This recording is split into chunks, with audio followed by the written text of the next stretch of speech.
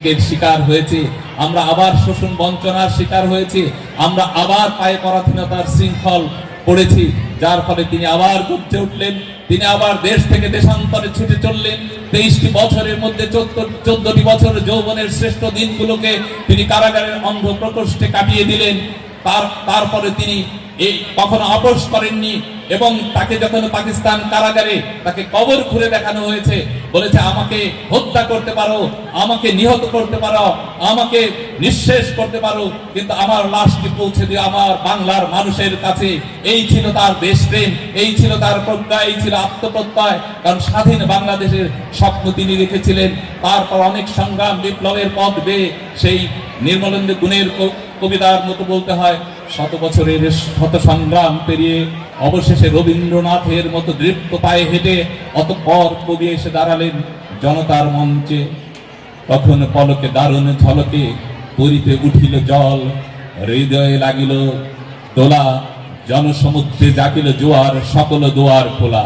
কেরোধে তাহার বজ্র কণ্ঠবাণী, গণসূর্যের মঞ্চ কাঁপিয়ে কবি শোনালেন তার অমর কবিতা খানি। এবারের সংগ্রাম আমাদের স্বাধীনতার সংগ্রাম, এবারের সংগ্রাম আমাদের মুক্তির সংগ্রাম। আমাদের স্বাধীনতা এনে দিলেন। সেই স্বাধীন সার্বভৌম বাংলাদেশের সাধু মাটিতে দাঁড়িয়ে আমরা গান করি, আমরা জাতীয় সঙ্গীত করি। যারা রক্ত দিলেন 30 লক্ষ শহীদ, 2 লক্ষ মা বোনের সম্ভ্রমে যে লাল সবুজের পতাকা।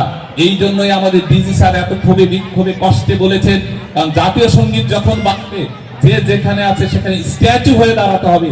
তোমরা একটা বার ভেবে দেখেছো যে রক্ত ঋণে কিনে এই পতাকাটি, কত নদী রক্ত লেগেছিল এই পতাকাটি কিনতে, এই পতাকাটি অর্জন করতে কত লক্ষ মা বোনের সম্ভ্রম হারাতে হয়েছে। ইতিহাসের বাঁকে বাঁকে শুধু 1971 সালে নয়, আমাদের প্রীতিলতা ওয়াদ্দাদ, আমাদের সূর্য সেন, আমাদের কি বলে আমাদের নুরুল্লিন, আমাদের মোহাম্মদ রেজা, আমাদের বলাকি শাহ, আমাদের টিপু সুলতান, আমাদের ভবানী পাঠক, আমাদের মজনু শাহ, আমাদের তিতুমির, এরা সবাই ইতিহাসের বাঁকে বাঁকে তাদের আত্মাহুতি দিতে হয়েছিল এই পতাকাটি, এই লাল সবুজের পতাকাটির জন্য। তারপরে যে সাধু মাটিতে আমরা দাঁড়িয়ে এখন কথা বলি।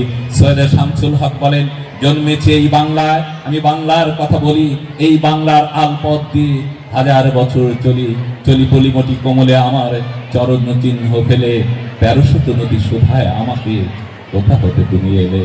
কিংবা আবু জাফরের কথায় আমরা শুনি, এই পদ্মা, এই মেঘনা, এই 1000 নদীর অববাহিকায়, এখানে রমণীগুলো নদীর মতো, নদী ও নারীর মতো কথা কয়। আমাদের বাংলাকে আজ একাকার করে দিয়েছে। মাথার উপরে আমাদের সুনীল আকাশ, সবুজের চাদর, হরিণ অঞ্চল গায়ে বিছিয়ে আমাদের এই বাংলা মা এখন দাঁড়িয়ে আছে সমুন্নত শিরে।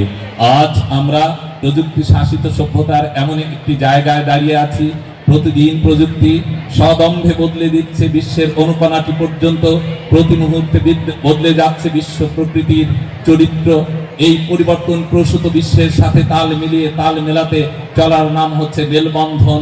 এবং এই প্রগতির বিশ্বের সাথে তাল মিলিয়ে আজকে শিক্ষকদের যেমন শিখতে হবে, শিক্ষার্থীদের জানাতে হবে। কারণ আমরা এক বায়বীয় আগ্রাসনের চরম অবস্থায় এসে উপনীত হয়েছি। আমরা আজ আমাদের প্রায় সভ্যতা বিপন্নের পথে। কি জন্য আজকে বায়বীয় সংস্কৃতির মধ্য দিয়ে হাতে যে ডিভাইসটা থাকে, যারা এই ডিভাইসটা আমাদের হাতে তুলে দিয়েছিল জাপানিরা, চীনে কোনো ফেসবুক নেই, সেখানে ইন্টারনেট অত্যন্ত সীমিত। জাপান এগুলো দেখে না, তারা আমাদের হাতে ডিভাইস দিয়ে পেছনে তারা শারীরিক কসরত করে, খেলাধুলা করে, আনন্দ করে এবং আমাদের দিকে তাকিয়ে হাসে। দেখো তোমাদের হাতে ধরিয়ে দিয়েছি কি জিনিস। আমরা সকাল সন্ধ্যা দুপুর রাত নিরবধি রাত জেগে জেগে, সারা রাত জেগে জেগে ডিভাইসে থাকি। পরদিন ক্লাসে এসে ঝিমোয় ছেলেমেয়েরা, কি পড়বে কে দেখবে, সারা রাত তারা মোবাইলে ছিল। দিনে ভালো লাগে না, গা ম্যাজ ম্যাজ করে, ঘুম ঘুম পায়, টিচারের বক্তৃতা ভালো লাগে না, কোনো কিছুই ভালো লাগে না। এই আমরা একটা বিপন্ন কালে এসে পড়েছি। অভিভাবকেরা আপনারা সচেতন হন, এটা অবশ্যই একটা ভালো জিনিস, উপকারী জিনিস, কিন্তু আমরা সীমিত পরিসরে ছেলে মেয়েদের হাতে সেটা প্রয়োজনের সময় শুধু দেব আর সেটা কেড়ে নেবেন। এই বিষয়ে প্রচুর আপনার এপিসোড আছে, প্রচুর স্পন্সর্ড অনুষ্ঠান আছে, প্রচুর কি বলা হয় যে এটা এটা ছোট ছোট ফিল্ম করে এটা কন্টেন্ট করে দেখানো হয় যে এর অপকারিতা কি। বাচ্চার মা ফেসবুক চালাতে চালাতে বাচ্চাকে খাওয়াচ্ছে, কখনো বাচ্চার নাকের মধ্যে ঠেলছে, কখনো চোখের মধ্যে ঠেলছে, বাচ্চা দেখতে পাচ্ছে না। এই তো অবস্থা, এবং বাচ্চারা তারা আত্মনাদ করছে। আমাদের একটা কথা ভাবার দরকার, আমরা এমন একটি বিপন্ন কালে, আমরা যখন হাতে ডিভাইস নিয়ে আমরা আনন্দ করছি, আমাদের পাশে ইসরায়েলের শিশুরা, আমাদের পাশে সিরিয়াসরা, তাদের আত্মচিৎকারে বিধাতার সুনীল আকাশ চৌচির হয়ে গেছে, চৌচির হয়ে যাচ্ছে প্রতিদিন। এখন হিরোশিমা নাগাসাকি ধ্বংসপথ পৃথিবীর বুক থেকে মুছে যেতে না যেতে আবার আমরা শিশুর আত্মচিৎকারে বিধাতার সুনীল আকাশকে চৌচির হতে দেখছি। আমরা এমন একটি সময়, সেই জন্য আমাদের মেধাটুকুন, আমাদের জীবনের শ্রেষ্ঠ সময় যে যৌবন, একটি জাতির শ্রেষ্ঠ সম্পদ যেমন যুব সমাজ, একটি যুবকের, একটি মানুষের জীবনের সবচেয়ে শ্রেষ্ঠ সম্পদ হচ্ছে যৌবন।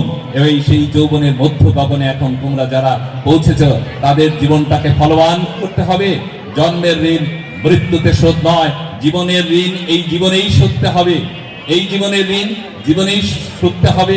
এসছিস যখন দুটো দাগ রেখে যা, কারণ পৃথিবীতে অনেক মানুষ হারিয়ে যায়। আমার ফোর্থ ফাদার হারিয়ে গেছে, ফিফথ ফাদার হারিয়ে গেছে, আমি তাদের নাম জানি না, কিন্তু রবীন্দ্রনাথকে আমাদের কালকের মানুষ মনে হয়, আইনস্টাইনকে আমাদের কালকের মানুষ মনে হয়, জয়নুল আবেদিনকে কালকের মানুষ মনে হয়, নজরুলকে মনে হয় যে কালকের মানুষ। আমরা কেন এরা এত আপন হয়ে আমাদের কাজের মধ্যে লেগে আছে? প্রফেসর লাস্কির কথায়, man is born in S karate TV.